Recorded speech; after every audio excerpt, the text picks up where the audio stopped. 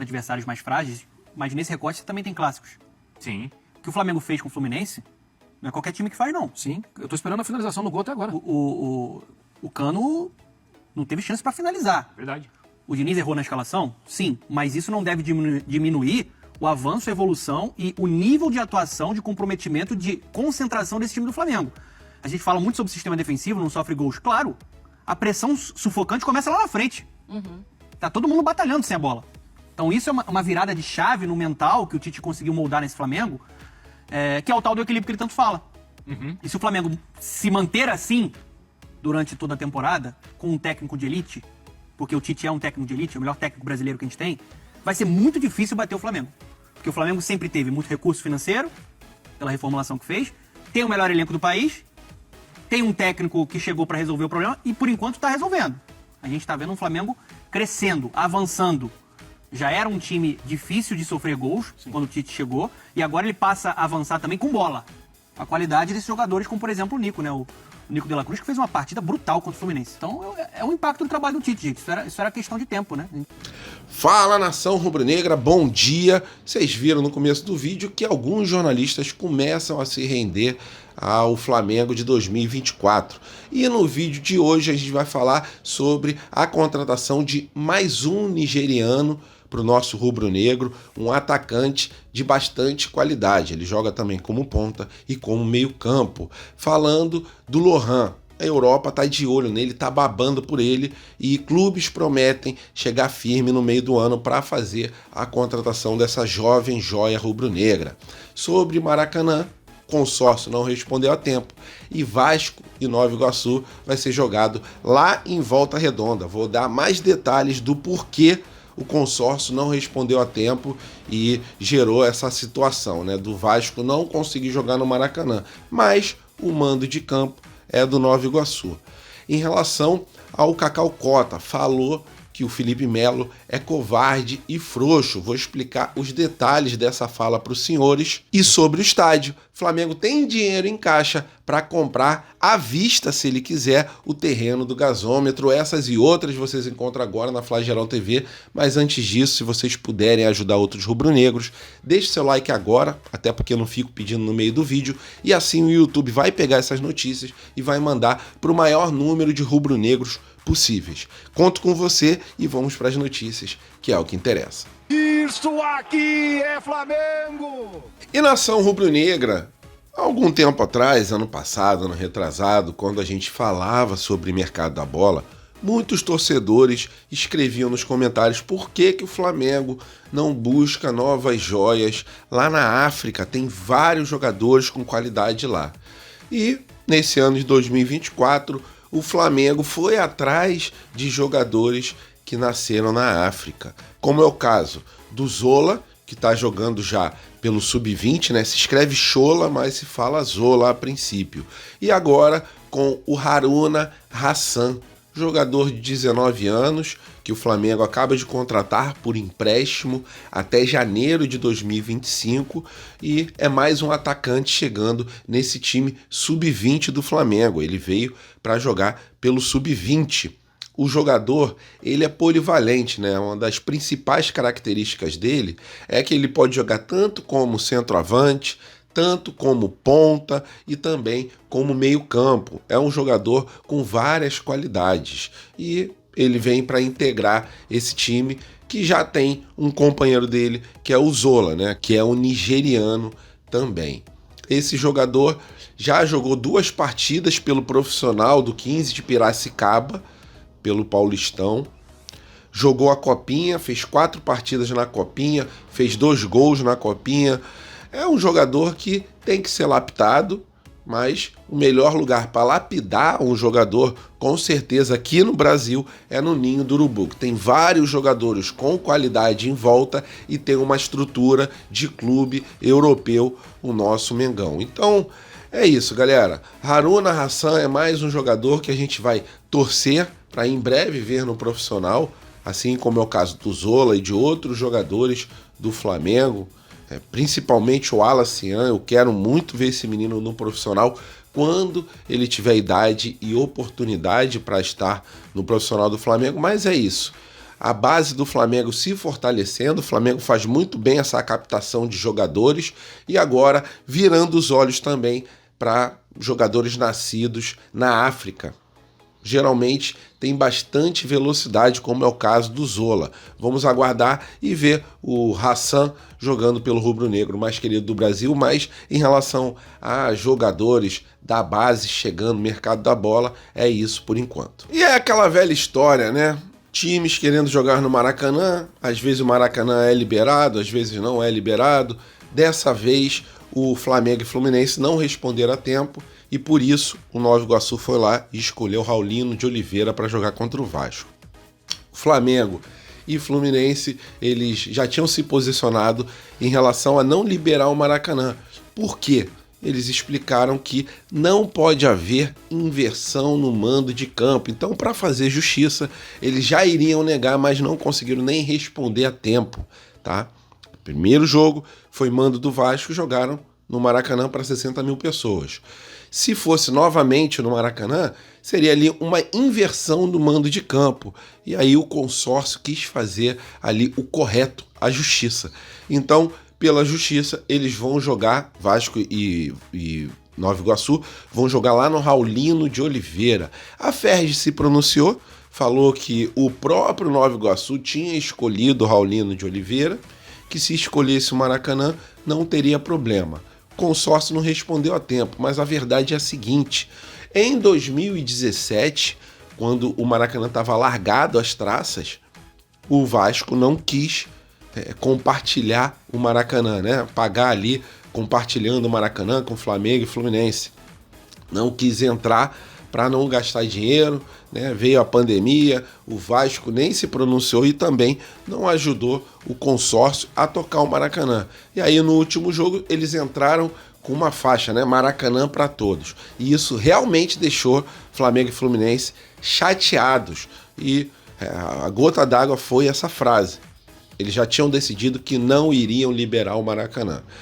E aconteceu o que vocês viram. Vasco e Nova Iguaçu vai ser no Raulino de Oliveira, Flamengo e Fluminense vai ser no Maracanã.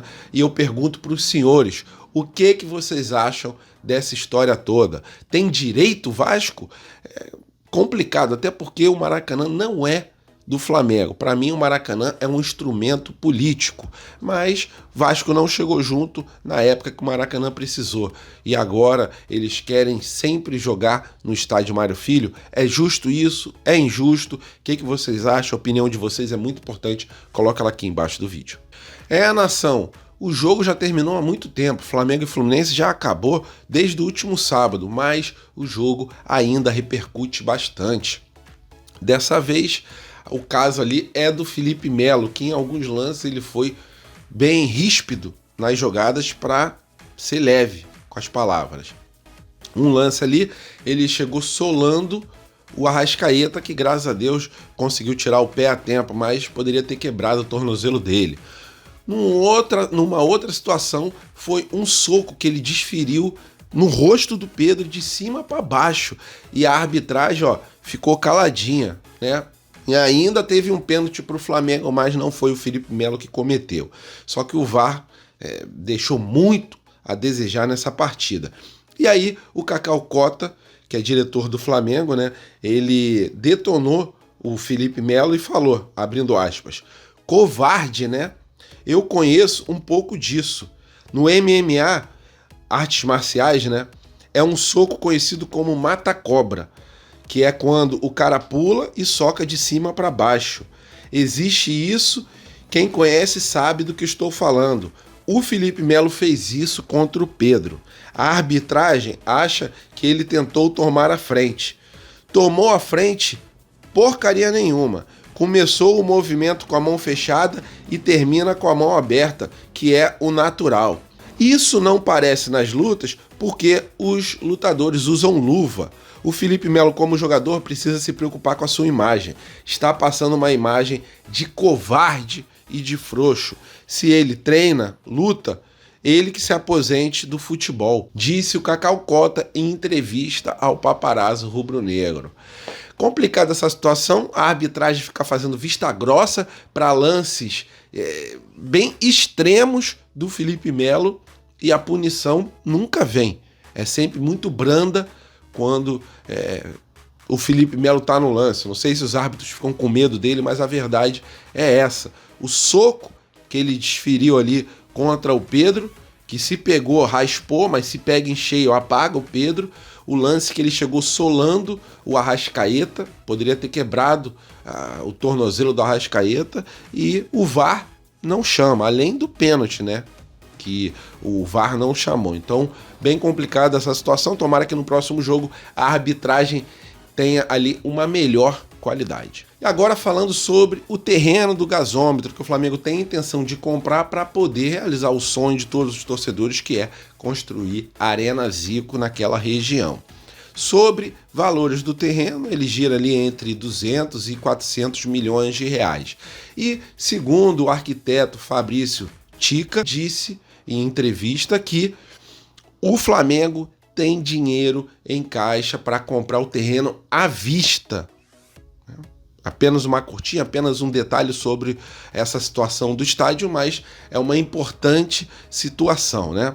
O Flamengo, que há um tempo atrás era um time muito mal financeiramente, hoje em dia, pelo balanço financeiro, segundo o Fabrício, a gente tem condições de pagar à vista o terreno. Agora, é de interesse do Flamengo pagar à vista? Não é. Se puder parcelar com juros pequenos, beleza. Mas se não puder, se tiver que pagar à vista, que pague. Mas geralmente não é esse tipo de movimentação financeira que é feito para compra de terrenos, para compra de regiões ali, principalmente uma região tão cara para ser construído um estádio, mas a verdade é essa. O Flamengo hoje em dia é superavitário, tem dinheiro nos cofres e tem dinheiro para comprar o terreno do gasômetro. Pergunto a vocês, vocês acreditam que um dia vai sair do papel esse estádio? Sua opinião é muito importante, coloca ela aqui embaixo do vídeo. Nação, sobre o mercado da bola, tem jogador do Flamengo que a Europa está de olho. É um jovem jogador que nem completou 18 anos, é o Lohan. O Manchester City, ele tem interesse hoje em dia em contratar o jogador. A staff do jogador, ela fica receosa porque se o Manchester City contratar ele, eles ficam com medo do grupo City mandar ele para outros clubes desse grupo. E eles ficam com o pé atrás, né? A staff do jogador fica com o pé atrás. Mas a verdade é a seguinte, a Inglaterra principalmente está de olho nesse jovem jogador, que ainda vai completar 18 anos no meio do ano.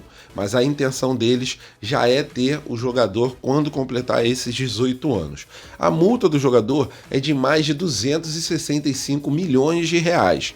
A gente sabe que o Flamengo nunca vende pelo valor da multa, é mais esse valor para proteger o clube caso o jogador estoure, arrebente, vire um fenômeno.